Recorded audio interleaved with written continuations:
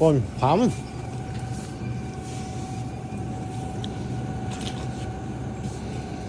Lấy cái gì? Lấy phắm. Cái này là lạc lỗ của mối pon. Cái chân mặc lỗ đấy, vậy rồi cái nào. Mối pon của nó phẹt.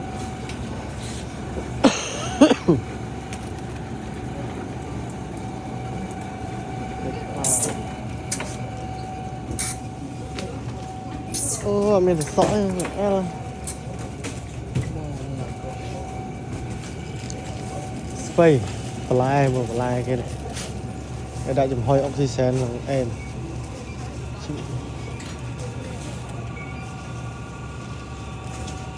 Bom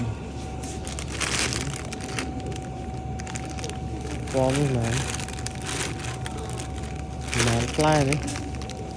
Của mối fly 5,000 bài rồi 80V. Còn 3 bọc kê.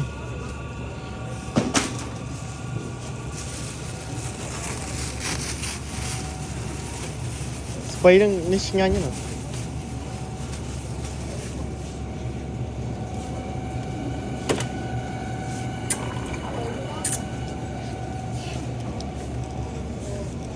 Vô hem này. L Octum nữa. L Octum này.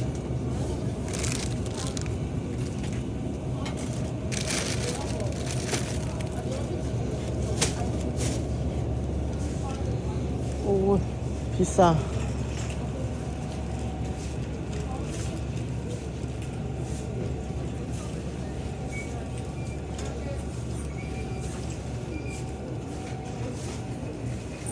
L là mới diêu cô L. Ở diêu cô.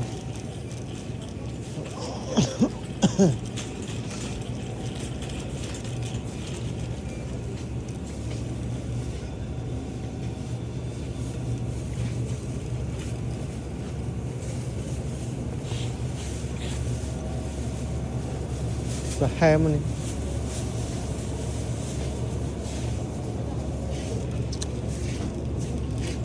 L vô đi hả? Nè, cái này hả?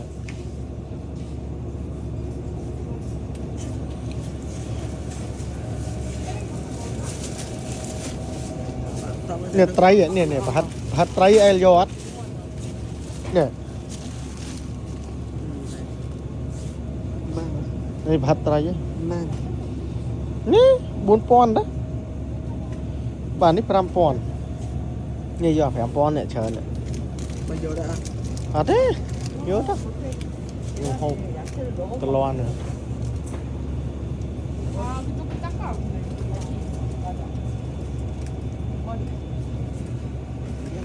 Tìm vô sẽ thế.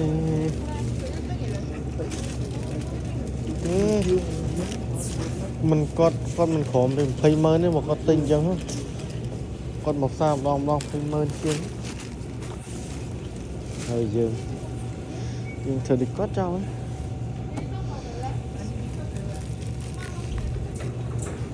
Trồng spray cái đọc nữa. P1 buồn nổi 80V. Ôi tình hình ấy cái làng thay đấy. Mơ lại sọc cây cho nên thay cọc sỉ đi.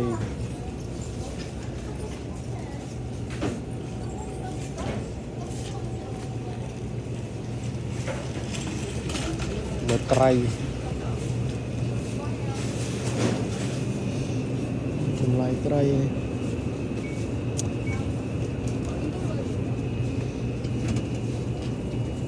Tự nhiên bạn ấy khá hết chùm tên nó mà chả hiếng này. Ô, anh ấy tray pi các ba là mớn lắm mà. Anh ấy chơi rồi.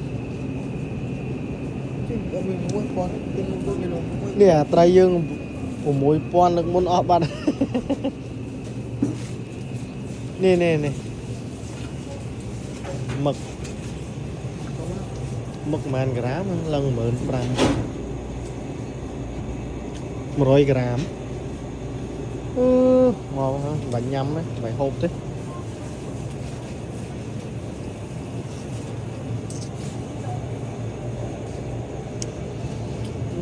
ลูกตอนเลี้ยไม่ได้หอบเนี่ยมือยิวเนี่ยยิวอ่ะยิวลูกmuốn này tinh còn đắng này ba đây là cái ăn luôn không cái này mơ này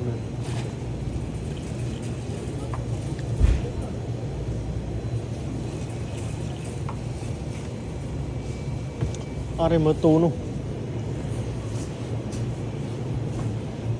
Chiro ini sechiro ini mau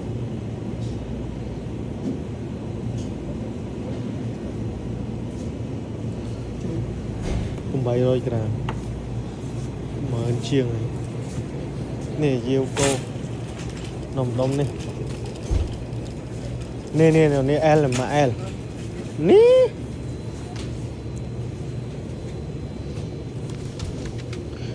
nè nó mình diêu Chru diêu nó phải vô được. Chru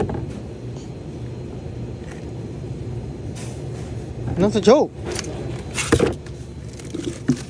cho nên mình diêu cô mình pu cô làm cô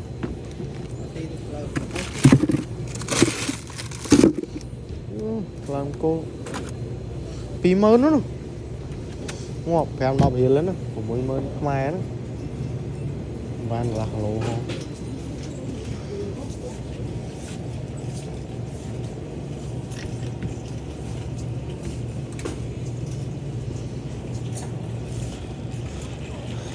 rồi đi qua trai đường tê này đường tê tập trai giờ đọc tôi mùi thế đấy tập trai thôi kim chỉ vậy này nhang chi khôi tê khoai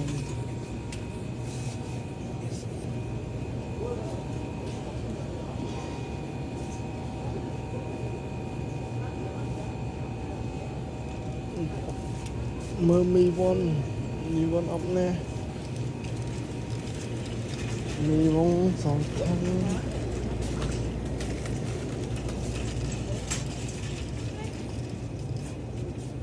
ní cho món đó nó cầm đầu là ngum hả bị chê nè mà bị chê cái đấy đây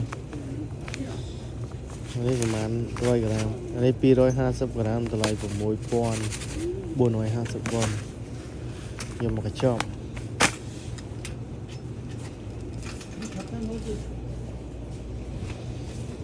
ปริงช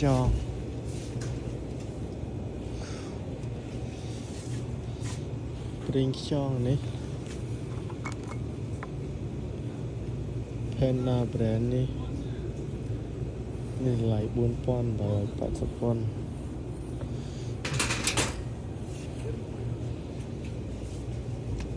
này mưa là bó trao này nè bóng vô mưa bó trao này bây giờ mà lụa tiêu xa cái để ta phân thành cho món hộp tế đây là bó trao này mới chua đi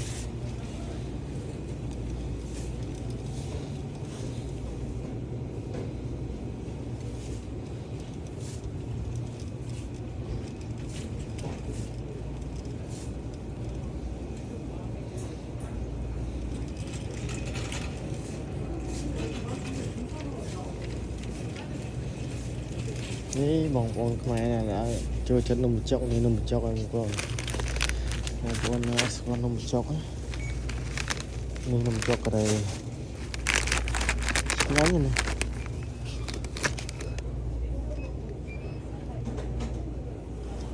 ណានហូបនំបញ្ចុកអត់មានតែនំបញ្ចុកមានតែត្រីខ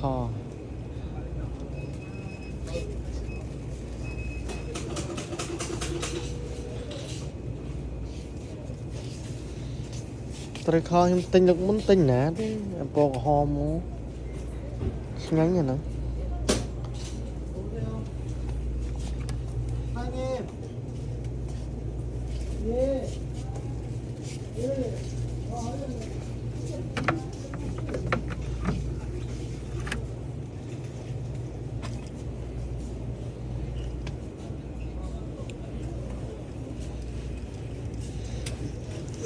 ơi này bọn em mà nó bỏ cái này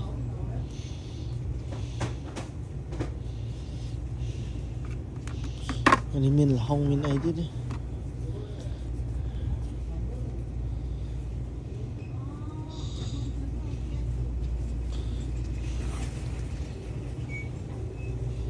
đích côn vài pet côn đi bỏ cái ra ấy vô mặt đòn xin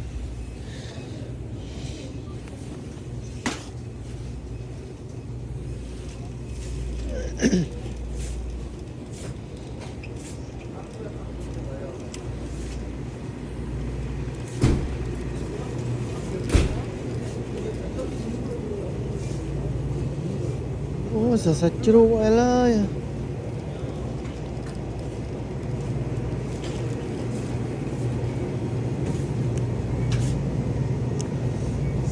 go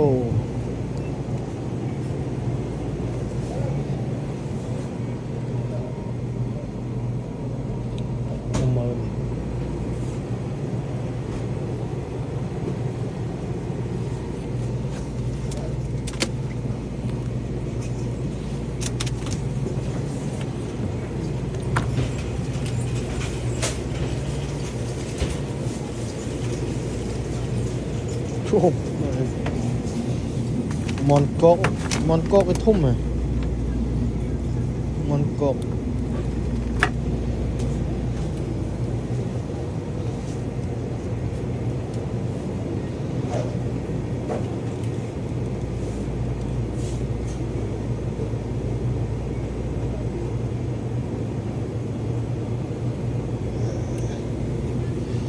ham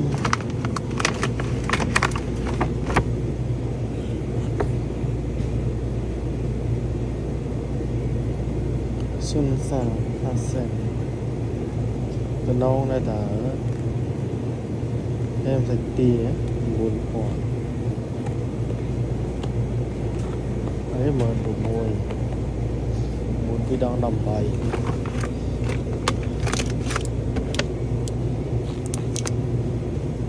sạch cô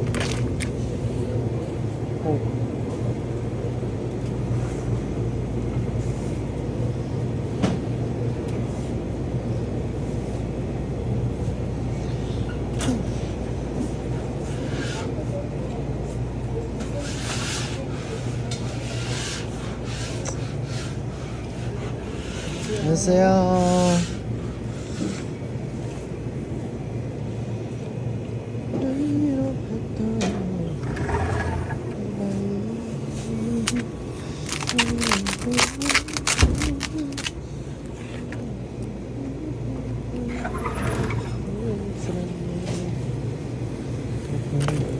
Tình con ấy. Còn có. Ô nhắm chớ nữa nè.